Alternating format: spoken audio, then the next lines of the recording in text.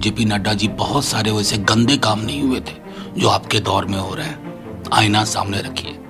एक बहुत पुराना शेर है, जब कभी दूसरों पे तबसरा कीजिए, सामने आईना रख लिया कीजिए। तो ये जो गवर्नरों की नई पौध आई है ना, ये भूल जाते हैं कि संविधान नाम की कोई चीज भी है। एक माफिया को खत्म करने के लिए राज्य अगर माफिया बनता है ना, तो ये चिंता का विषय होना चाहिए। आपसे भी हिसाब किताब कर लेगा। आज नहीं कर पा रहा होगा, लेकिन न्यायालय संज्ञान ले रहा है। हमने गंगा सरयू में तैरती लाशें देखी हैं और उस वक्त आपको गायब देखा है। गवाह है, तारीख गवाह है। काबे किस मुंह से जाओगे गालिब? 70 सालों में यह देश इतना कभी नहीं बटा था। 70 सालों में ऐसा नहीं हुआ था कि एक महत्वपूर्ण इंटरव्यू एक पूर्व गवर्नर का आए और सरकार चुप्पी साध ले। 70 सालों में यह नहीं हुआ था कि मॉब लिंचिंग को लेकर के सर्वोच्च न्यायालय को कहना पड़े। 70 सालों में यह नहीं हुआ था कि आज़ाद ख्याली और फ्रीडम ऑफ एक्सप्रेशन के लिए सुप्रीम कोर्ट को इंटरवीन करना पड़े। 70 सालों में यह नहीं हुआ था कि विपक्ष के दलों को सीबीआई, ईडी, आईटी के जरिए आप साध करके जेल भेजवाने की तैयारी करो। 70 साल में जेपी नड्डा जी, बहुत सारे वैसे गंदे काम नहीं हुए थे जो आपके दौर में हो रहे हैं। आईना सामने रखिए। एक बहुत पुराना शेर है, जब कभी दूसरों पे तबसरा कीजिए, सामने आईना रख लिया कीजिए। प्रेसिडेंट हैं वो आरोप लगा रहे हैं कि जो यूथ कांग्रेस के प्रेसिडेंट हैं उन्होंने उनके साथ हरासमेंट किया। इसकी शिकायत उन्होंने प्रियंका गांधी, राहुल गांधी को किया, फिर भी सुनवाई नहीं। देखिए, मैं समझता हूं कि जाहिर है बहुत बड़ी खबर है, बहुत महत्वपूर्ण खबर है, इसलिए मीडिया में मुझसे सवाल पूछा जा रहा है। पार्टी के अंदर अगर इंटरनल कंप्लेंट का स्ट्रक्चर होगा तो उसके जरिए समाधान हो, या सीधे तौर पर इसके लिए न्यायालय है और उनको न्याय मिले। सच क्या है ये भी सामने आना चाहिए।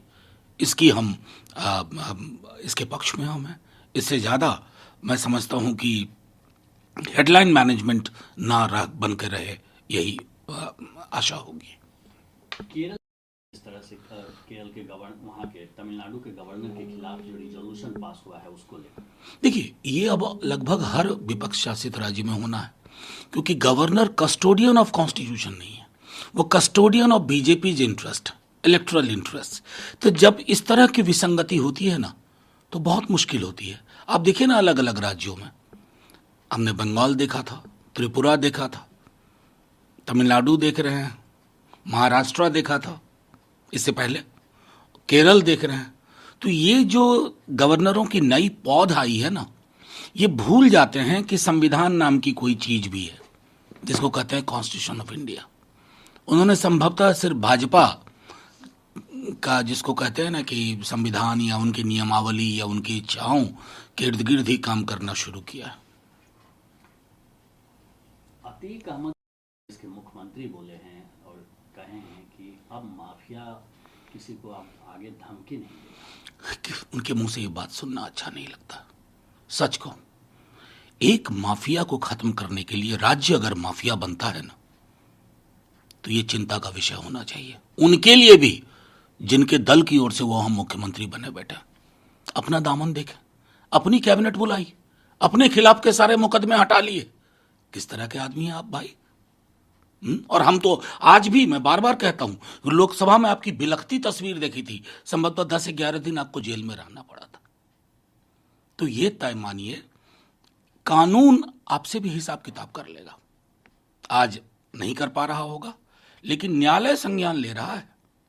24 अप्रैल को उस पर सुनवाई शुरू होगी, तब फिर बताइएगा, क्योंकि आपको बहुत टिप्पणियां मिली हैं। हमने गंगा सरयू में तैरती लाशें देखी हैं और उस वक्त आपको गायब देखा है। गवाह है, तारीख गवाह है। काबे किस मुंह से जाओगे गालिब? कि जिस तरह से संविधान को एक किनारे रखा जा रहा है अतीक के इनकाउंटर पर, ये बिल्कुल सही बात है। डे 1 से हम कह रहे हैं, हमारे पार्टी के लीडर तेजस्वी जी ने कहा है, सब लोगों ने कहा है। देखिए, फिर तो मैं तो बार बार कहता हूं कि यार, नाथूराम गोडसे, देश का पहला आतंकवादी, उसको ट्रायल मिली। इंदिरा जी के हत्यारों का ट्रायल हुआ। ट्रायल रूल ऑफ लॉ का नियामक है। आप नियामकों को खत्म कर रहे हैं।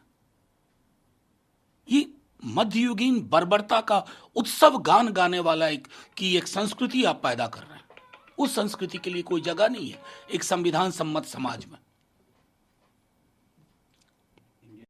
जैसा यार स्ट्राइक के लिए जो पॉलिटिकल विल पावर होता है वो नहीं मिला, और इसलिए नहीं, बहुत पॉलिटिकल विल पावर की बात कह रहे हैं साहब, तो मैं क्या कहूं। लेकिन पॉलिटिकल विल पावर था कि पाकिस्तान के टुकड़े हो गए और बांग्लादेश बना। तो मैं तो उनसे आग्रह करूंगा कि 2014 से इस देश का इतिहास नहीं शुरू होता, उससे पहले भी इस देश के सेना का एक इतिहास रहा है। आपकी मजबूरियां होंगी कि आपको सिर्फ 14 के बाद की, लेकिन मैं आपको कहूं उससे पहले का इतिहास देखिए। हमारे पास बल नहीं, बहुत ताकत नहीं थी, आर्थिक रूप से उतनी ताकतवर नहीं थे, लेकिन पॉलिटिकल विल था और उस पॉलिटिकल विल ने हासिल किया। हाँ, लगे हाथ हमारा तो यह भी प्रश्न होगा कि हमारे 40 जवानों के घरों के जो दीपक बुझे ना, उसके बारे में आज तक कोई रिपोर्ट नहीं आई है। रोंगटे खड़े हो जाते हैं सोच करके।